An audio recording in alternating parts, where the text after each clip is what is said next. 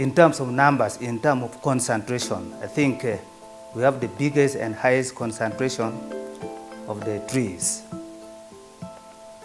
in the whole of Africa. We have comparative advantage because they are within the villages. They're scattered. Like you can see, those are the trees we are talking about outside. You just go and get dry nuts, hundreds of kilograms. Culturally, society, the Chulis of Agago and other places where there's high concentration of the trees, their culture gave the trees special consideration, special position in society. Because in the first place, the butter, the oil itself is food, is a delicacy.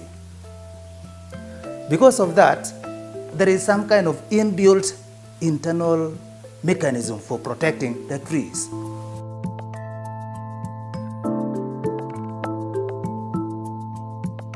There are people who do not understand the cultural values, the attachment of the people here to the Shea nut trees. And because of that, when they come to make charcoal, they go for the trees. Government needs to come in to protect the Shea nut tree. A lot of sensitization needs to be done in the areas where the trees grow. In 2006, the President gave a directive to the Ministry of Agriculture to protect the Shea tree, in which he called Moya, and he said it needs to be protected because it is important for the environment, it is important for the community, but it should be protected as a crop as well, where they would get out value-added products that can be sold, but not to cut the tree.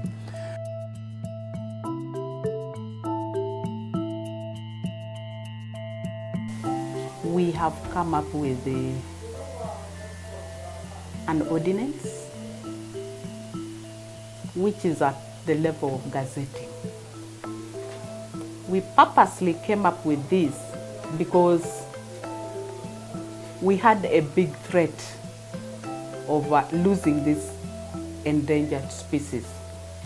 Quite a number of our people were engaged in charcoal burning and the sale of charcoal.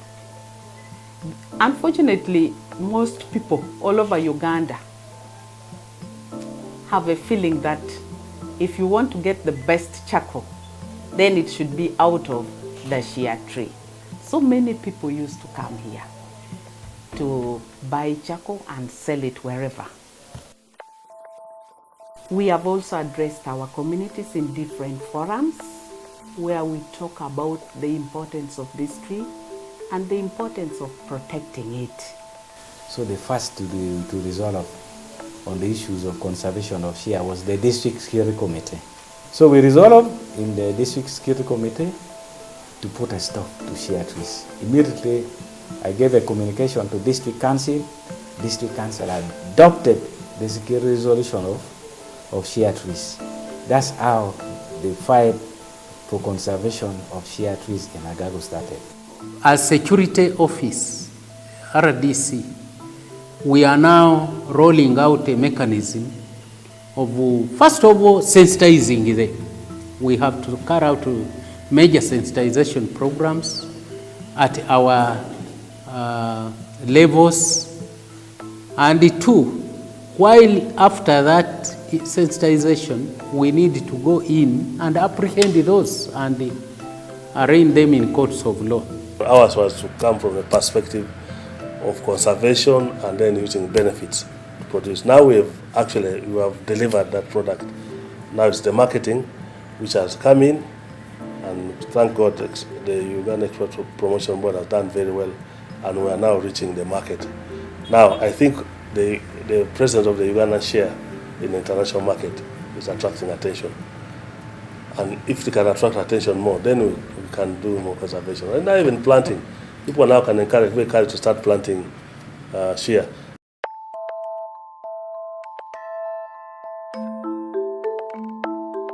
We put in place a technical committee which came up with 5 standards in the cosmetics industry but with the raw materials being shea nut. These were very important, and they are namely shea butter for cosmetics industry. And here they were looking at the specifications. Once you have shea butter, what are the specifications? The second one was lip balm. This might be interesting for the ladies, but is one of those that was put in place. Lip shine gloss, that was also put specifications. Then for the men, of course, they were not forgotten. Aftershave was the other standard that was put in place. And then the hair oils, that is another standard specification that was put in place.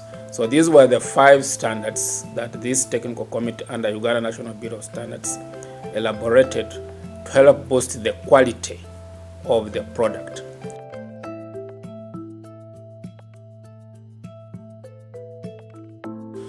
The standards are key in promoting the market. Now, one of the things which is central to the market requirement, other than the price and when the thing should come in and the quantity, is quality. We have made our contribution by ensuring that we put standards in place to facilitate that particular process.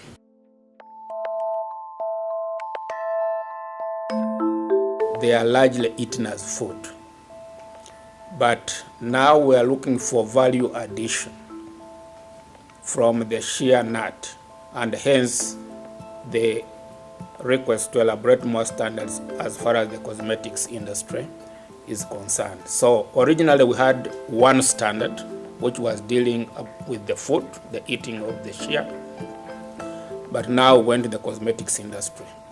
Since we already have a very good product in terms of shea butter, we really need to have also a very good package and then promote that brand. I'm glad that 1 or 2 companies actually have come up with very good packaging, which are international in nature.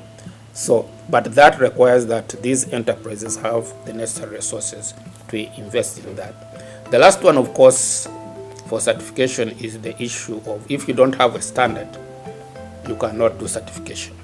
So we couldn't certify the shea butter enterprises without the standard. So we need to do more standards for other products so that they can be certified. So far, UNBS has conducted field mentorship and sampling, visits to 11 manufacturers producing shea butter and related cosmetics. They are manufacturing about 35 products. So we believe that in the near future they should be able to get certification, given that actually the quality so far tested meets the requirements of the standard. So 2006 we are certified organic. Up to now we are certified organic. We are maintaining that 2 organic standard. One is called NOP USD organic, which is National Organic Program, United States Department of Agriculture. Then we have another organic standard called EC organic standard, European country organic standard. As a part of our organic certification application, it was a requirement for us to train the women in a number of things. For example, in how they should handle the nuts once they've collected them, how they should dry them, how they should not keep them in containers that have been used for chemicals, and also how they should not collect everything from under the tree. They should at least leave some seeds to germinate for the future. Some of the women's groups also have their own machines. They price and we buy the oil from them. And so we also train them in how to produce the right quality.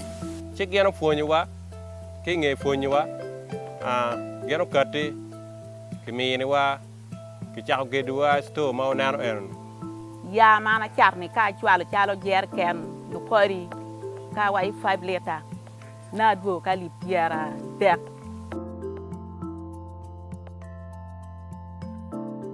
We have built market information centers in Otoke and Agago, which information centers have been equipped with computers and other IT equipment connected to the internet.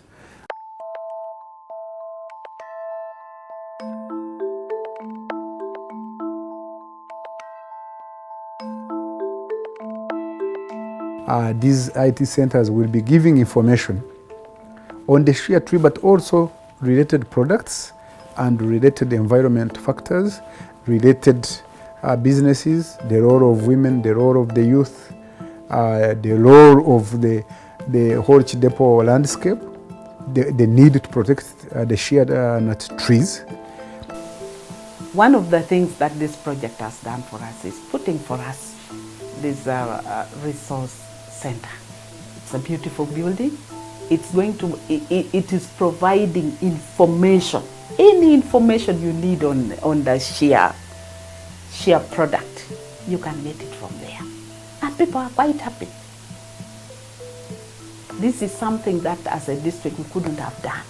And we want to make the best out of it. We want to provide the community and any other stakeholder as much information as we can afford with our community members so that we are able to actually achieve our objective of conserving these shea nut trees.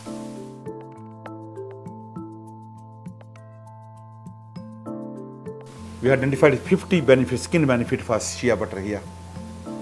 So it can help you to maintain the skin. It looks you young. It removes the wrinkle from the face. It makes skin very supple. You can apply after shave. You can apply for the cracked lips. You can apply for the cracked feet. You can apply on the hairs.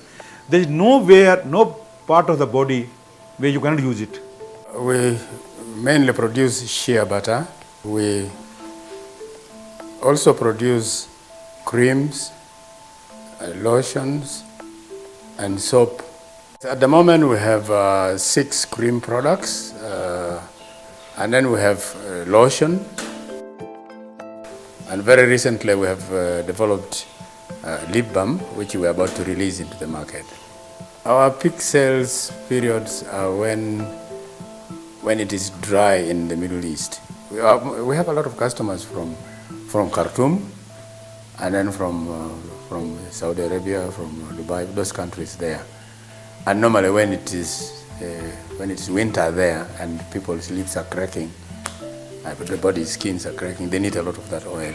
That's when we get good sales. It is a real value for money. I don't want them to use any petroleum product. These are the real natural, blessed by nature. It is gifted by nature to Uganda, and I want them to use it, our community.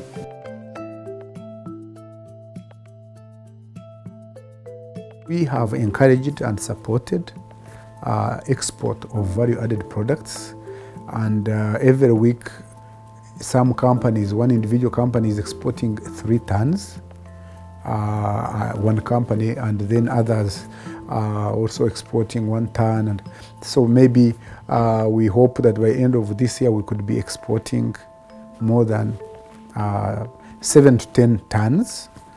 Uganda Export Promotion Board has been really very helpful to us. The last trade fair in Kigali, Rwanda, we were able to attend thanks to their help. They sponsored us, I think, almost like 100%. I am lacking the market. I need a bigger market. I can produce 1,000 ton in a year even. I am just lacking the market. I appealing government, get me the big market. Blessed Organic Release works with farmers in Agago, Pade, and Kidgum. We work with 6,000 shea collectors, predominantly women. I do the processing, add values. We already have about 30 to 40 different products that we produce from shea butter. But the major concern and the big market outside there is quality shea butter grade A. We have a lot of challenges keeping the shea nuts, being the oil seed.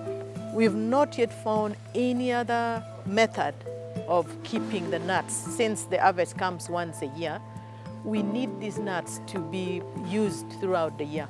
Shea butter needs to be stored below 20 degrees Celsius.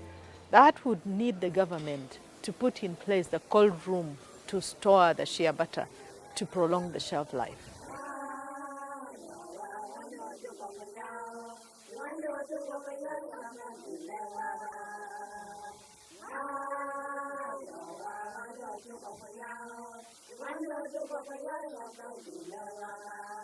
Thank